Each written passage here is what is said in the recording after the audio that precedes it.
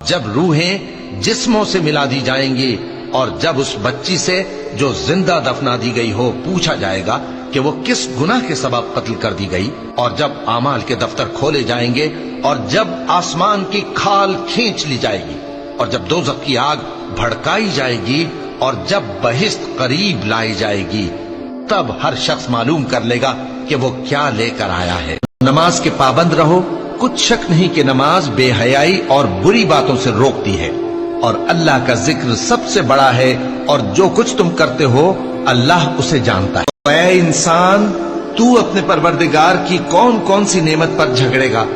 یہ پیغمبر بھی پہلے کے خبردار کرنے والوں میں سے ایک خبردار کرنے والے ہیں۔ آنے والی یعنی قیامت قریب آ پہنچی، اس دن کی تکلیفوں کو اللہ کے سوا کوئی دور نہیں کر سکے گا۔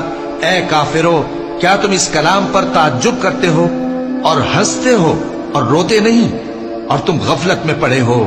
تو اللہ کے آگے سجدہ کرو اور اسی کی عبادت۔ جو آسودگی اور تنگی میں اپنا مال اللہ کی راہ میں خرچ کرتے ہیں اور غصے کو روکتے اور لوگوں کے قصور معاف کرتے ہیں، اور اللہ نیکوکاروں کو دوست رکھتا ہے۔